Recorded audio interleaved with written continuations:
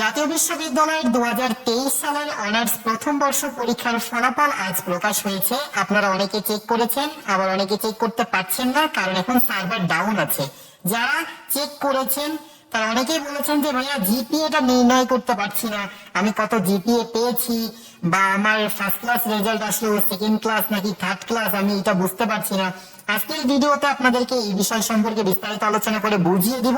GPA কিভাবে calculate করবেন সেটি তো দেখাবোই, সাথে আপনার যদি একটা বা দুইটা সাবজেক্টে ফেলও থাকে তাহলে আপনার করণীয়টা কি রয়েছে সেই বিষয়ে আলোচনা করবো। তো চলুন শুরু করা যায়। প্রথমে জিপিএ কিভাবে বের করবেন সেই প্রসেসটা আপনাদেরকে দেখিয়ে দিচ্ছি। এটা একজন শিক্ষার্থীর মার্কশিট, এখানে শুধুমাত্র গ্রেড দেওয়া আছে, এখানে কিন্তু পয়েন্ট দেওয়া নাই। যেহেতু পয়েন্ট দেওয়া নাই, এই গ্রেড গুলোতে কি পয়েন্ট আসে সেটি আপনাকে জানতে হবে। আমি একটা চার্ট আপনাদেরকে দেখাচ্ছি, এটাই হচ্ছে চার্ট।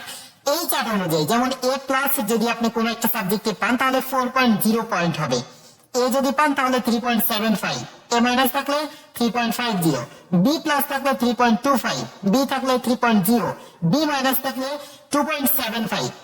এই যে পয়েন্ট গুলো রয়েছে এই পয়েন্ট গুলোকে আপনাকে যোগ করতে হবে। যেমন এখানে টোটাল সাবজেক্ট হচ্ছে কয়টা, 6টা সাবজেক্ট, তাহলে 6টা সাবজেক্টে এসে বি মাইনাস পেয়েছে, বি মাইনাস আসে তার কত পয়েন্ট 2.75। পরবর্তী সাবজেক্টে সে পেয়েছে বি, তাহলে বি তে কত আসে 3.0।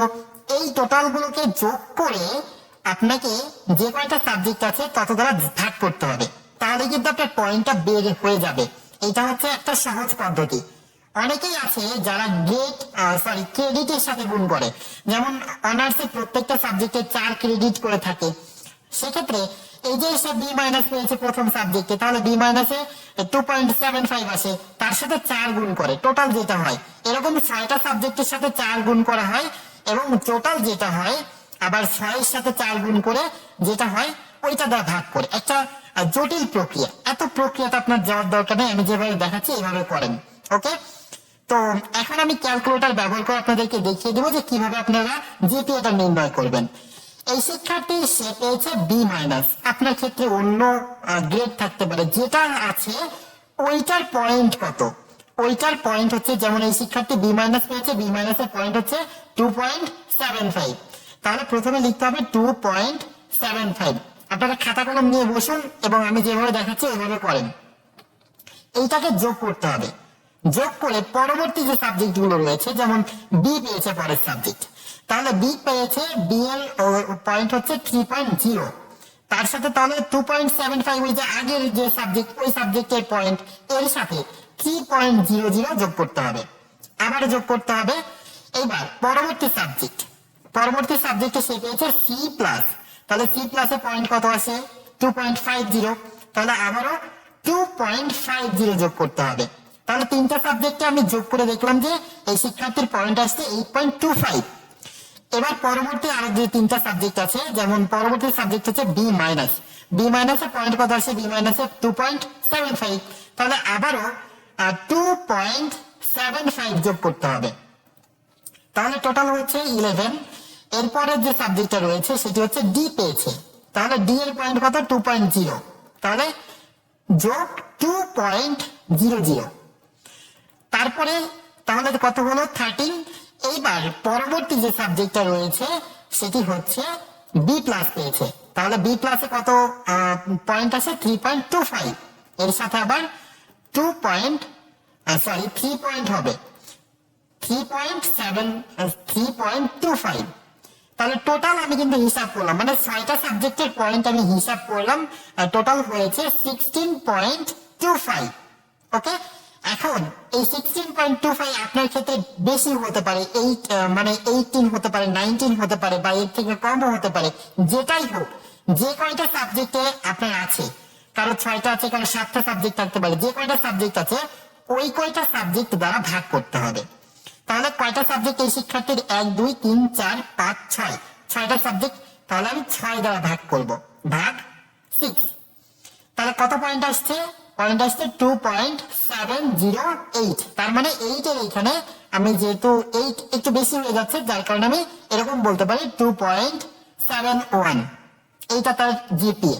ওকে, আশা করি বুঝতে পেরেছেন যে জিপিএটা কিভাবে নির্ণয় করতে হয়। তো যে জিপিএটা পেয়েছেন এখানে আপনি কি ফার্স্ট ক্লাস রেজাল্ট করলেন নাকি সেকেন্ড ক্লাস নাকি থার্ড ক্লাস, কোনটা? এইটা এখন আমি আপনাদেরকে বুঝাই দিচ্ছি। দেখুন এখানে আমি সরাসরি আপনি যে জিপিএটা পাবেন আপনি পেতে পারেন 3.75 বা এর থেকে কমও পেতে পারেন বা এর থেকে বেশিও পেতে পারেন। তো 4 পয়েন্ট থেকে 3 পয়েন্টের মধ্যে 3 পয়েন্ট থেকে শুরু করে 4 পয়েন্ট পর্যন্ত এই পর্যন্ত যারা পাবেন তারা হচ্ছে ফার্স্ট ক্লাস রেজাল্টের মধ্যে থাকবেন বা তারা ফার্স্ট ক্লাস রেজাল্ট করবেন। এবার 3 পয়েন্টের নিচে মানে 2.99 এরকম যদি থাকে তাহলেও আপনি কিন্তু ফার্স্ট ক্লাস রেজাল্টের মধ্যে থাকবেন না। আপনি তখন কি হবে, আপনার 3 পয়েন্টের নিচের থেকে 2.25 এর উপরে যদি আপনি পান, সরি হ্যাঁ 2.25 এর উপরে যদি পান তাহলে কিন্তু আপনার সেকেন্ড ক্লাস রেজাল্ট, ঠিক আছে? তার মানে 2.25 থেকে যদি আপনি 3 পয়েন্টের মধ্যে রেজাল্ট পান বা জিপিএ পান তাহলে আপনি সেকেন্ড ক্লাস। এবার 2 পয়েন্ট থেকে 2 পয়েন্টের নিচে বা 2 পয়েন্ট পর্যন্ত 2 পয়েন্ট থেকে 2.25 পর্যন্ত যদি পান তাহলে আপনি থার্ড ক্লাস রেজাল্ট করলেন। এই হচ্ছে আপনার ওই যে কি রকম রেজাল্ট হয়েছে ওইটা। এখন আসি যে আপনার যদি কোনো একটা সাবজেক্টে ফেল আসে, যেমন এই শিক্ষার্থী সে একটা সাবজেক্টে ডি পেয়েছে, এখন সে যদি মনে করে যে আমি এই সাবজেক্টে নতুন করে পরীক্ষা দিব আমার আরো রেজাল্ট ভালো করার জন্য, সে কিন্তু পারবে। সে এই ডি গ্রেডের সে উত্তীর্ণ মানে ভালো রেজাল্ট করার জন্য আবারও ফর্ম ফিল আপ করে নতুন করে পরীক্ষা দিতে পারবে এই সাবজেক্টে শুধুমাত্র। কিন্তু সে কিন্তু প্রমোটেড মানে সেকেন্ড ইয়ারে উঠে গেছে। এর পরবর্তী যে ব্যাচ থাকবে আপনাদের জুনিয়র, তাদের সাথে আবার আপনি চাইলে ইমপ্রুভ পরীক্ষা দিতে পারেন। মানে কোন একটা সাবজেক্টে আপনার খারাপ রেজাল্ট হয়েছে ওই সাবজেক্টে আপনি ইমপ্রুভ দিতে পারবেন। এই একই নিয়ম হচ্ছে আপনার যদি এফ গ্রেড আসে বা ফেল আসে কোনো সাবজেক্টে, ফেল থাকলে ওই সাবজেক্টে আপনার আবারও ফর্ম ফিল আপ করে আপনাকে পরীক্ষা দিতে হবে। অথবা আপনি চাইলে বোর্ড চ্যালেঞ্জ করাতে পারেন। বোর্ড চ্যালেঞ্জ করানোর জন্য প্রতি পত্রের জন্য এখন কিন্তু অনেক টাকা লাগছে, 800 টাকা প্লাস লাগতে পারে। যেটা লাগবে ওইটা দিয়ে আপনাকে বোর্ড চ্যালেঞ্জ করাতে হবে।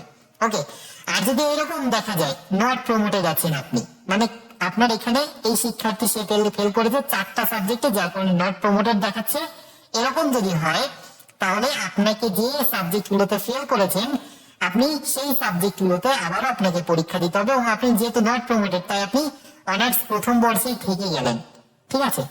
এখন আপনার কলেজের সাথে কথা বলে কলেজ কর্তৃপক্ষ যদি বলে যে কিছু টাকা পয়সা দিতে হবে রিঅ্যাডমিশন নেওয়ার জন্য, এরকম কিছু বলতে পারে। রিঅ্যাডমিশন এই বিষয়গুলো কিছু নাই, জাস্ট কলেজ কর্তৃপক্ষের একটা ফর্মালিটি, যেটা অবশ্যই কলেজের সাথে কথা বলতে হবে।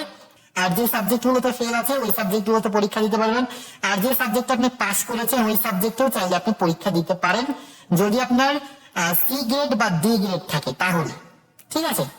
এই হচ্ছে মোটামুটি বিষয়। আর একটা সাবজেক্টে ফেল করলে আপনি প্রমোটেড, কিন্তু আর একটা সাবজেক্টে বা 2টা সাবজেক্টে ফেল আসছে অথবা 3টাতে আসছে, তাহলে কি করতে হবে, ফেল করা সাবজেক্টে আবার পরীক্ষা দিতে হবে, পরীক্ষা দিয়ে উত্তীর্ণ হতে হবে। কিন্তু আপনি দ্বিতীয় বর্ষে প্রমোটেড মানে দ্বিতীয় বর্ষে উত্তীর্ণ হয়েছেন, দ্বিতীয় বর্ষের আপনার পড়াটাও পড়তে হবে, সাথে ফার্স্ট ইয়ারের যে সাবজেক্টে ফেল করেছেন এই সাবজেক্টেও পড়তে হবে, কারণ ওই সাবজেক্টে পরীক্ষা দিয়ে পাস করতে হবে।